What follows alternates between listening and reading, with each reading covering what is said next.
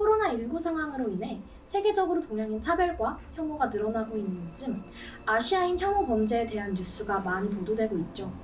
이 혐오 범죄의 가해자 대다수는 서양인으로 동양인을 때리고 모욕을 주고 강도짓을 하며 심지어 살해를 하기도 합니다. 현재 수많은 혐오 범죄로 동양인들은 매일 두려움에 떤다고 해요. 세계를 병들게 하는 이런 차별과 혐오는 어디서부터 시작된 걸까요? Got my eyes looking Korean every time that I fly VIP and my money look Arabic, blunt looking Cuban, my eyes look Korean, the coke look OD and I'm high, hold my eyes low like Koreans, Orient. 서양 래퍼들은 이렇게 한국인의 눈을 비하하며 혐오 표현이 담긴 가사를 아무렇지 않게 사용하고 있었어요. 또 다른 광고를 보면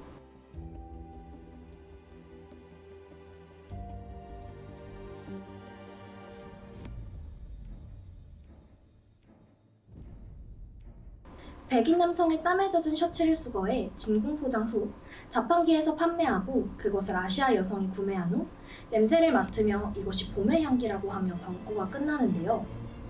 이 영상은 독일 호른바흐 DIY 기업에서 만든 것으로 광고가 업로드된 직후 해당 광고가 인종차별이라며 영상 삭제와 공개 사과를 요구하는 청원이 올라왔어요. 하지만 이에 호른바흐 측은 백인 남성은 자연, 동양인 여성은 도시인을 상징하며 단지 도시에서의 나쁜 삶의 질을 보여주려는 의도였다고 밝히고 아무런 조치를 취하지 않았죠. 이렇게 동양인 혐오는 우리생활과 가깝고 쉽게 지나칠 수 있는 환경에 있기 때문에 우리는 종종 이에 대한 문제를 인식하지 못합니다. 때문에 우리는 인종차별에 대해 알고 이런 혐오 표현에 대항하는 방법을 알 필요가 있어요. 이 영상에서는 인종차별 역사를 알고 동양인 혐오가 무엇인지 또 이에 대항하는 방법은 무엇인지 알아볼게요. 동양인 혐오와 차별의 역사는 오리엔탈리즘을 통해 설명할 수 있어요. 초기 오리엔탈리즘은 동양 세계에 대한 관심과 흥미라는 의미로 사용되어 왔는데요. 대항해 시대에 인도와 중국 등의 동양 문물을 신비하게 바라본 서양인의 시선을 엿볼 수 있죠. 처음에는 이 오리엔탈리즘이 동양에 대한 서양의 호기심 정도를 표현했다 이 말입니다. 하지만 이게 어떻게 동양인 혐오를 설명할 수 있냐고요? 바로 에드워드 사이드가 오리엔탈리즘을 동양과 서양 사이에서 이루어지는 존재론적, 인식론적 구별에 기초를 둔 사고 스타일이라고 정의했기 때문이에요. 어려운 말이라 잘 모르겠으니까 조금 쉽게 설명해 볼게요. 이 말을 풀어서 보자면 현재까지 이어지고 있는 동서양에 대한 이미지들이 있잖아요. 동양인은 차분하고 감성적이고 수학, 과학을 잘한다. 서양인은 활발하고 합리적이고 창의적인 사고를 한다. 이런 거요. 에드워드 씨는 이런 이미지를 만든 기초가 바로 오리엔탈리즘이라고 한 거죠.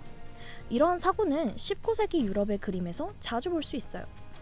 이 그림은 이슬람의 하렘을 그린 그림이에요.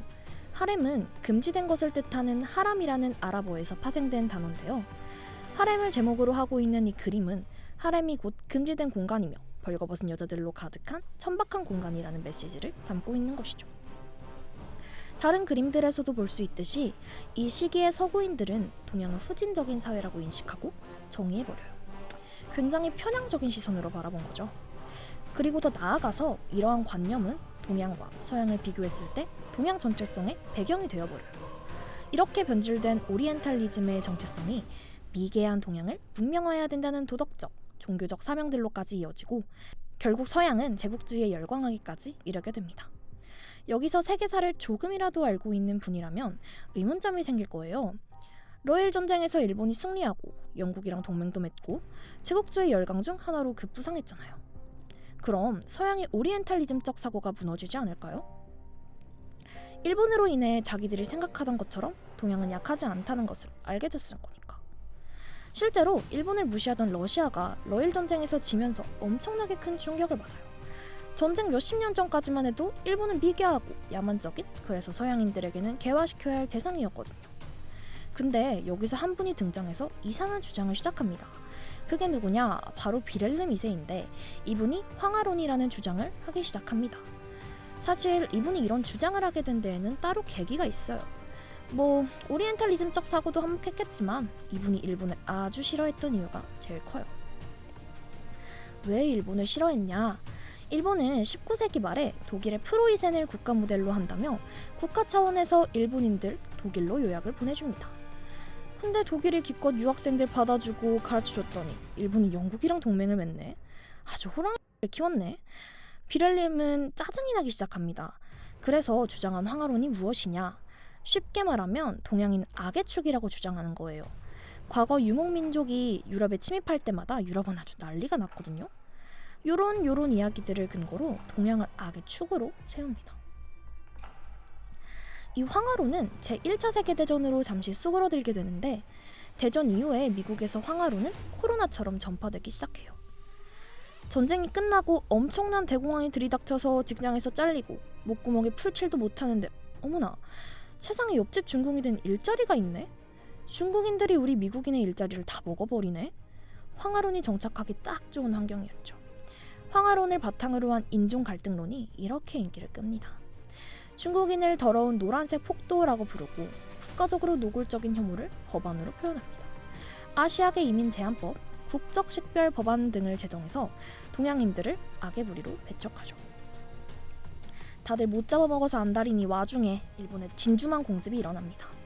일본인들도 차별을 받게 되죠. 이때 동양인들을 침팬지라고 부르고 눈을 찢으며 조롱하는 행동도 시작됩니다. 제2차 세계대전 이후에도 중국의 공산화, 냉전, 일본의 경제성장의 두려움을 바탕으로 황하론이 이어져요. 최근에는 미중 무역 전쟁과 코로나 바이러스 때문에 서구에서는 황하론이 다시 거론되고 있어요.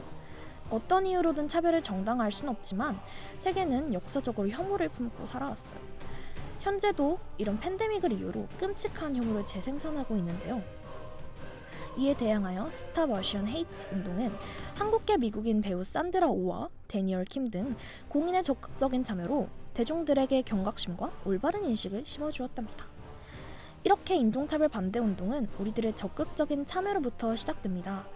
올바른 인식을 수반한 표면적 반대 의사 표현은 아주 중요한 첫걸음이에요.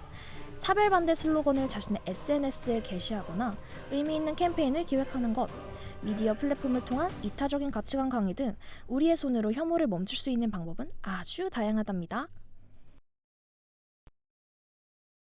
우리는 이렇게 개인과 개인, 사회와 사회, 세계와 세계를 이간질시키는 혐오를 없애야 해요. 일상에 만연해 있는 혐오의 재생산을 막기 위해 우리는 어떻게 해야 할까요? 먼저 우리는 혐오를 정당화하기 위해 존재하는 정보가 사실에 기반하고 있는지 확인해야 해요. 이성적인 사실인지 감정적인 편견인지 판단하는 과정은 혐오의 백신이라고 할 수 있겠죠? 엉뚱한 책임 전가도 혐오 근절의 큰 방해 요소가 되기 때문에 비난의 화살이 어디로 돌아가고 있는지 늘 주의해야 해요.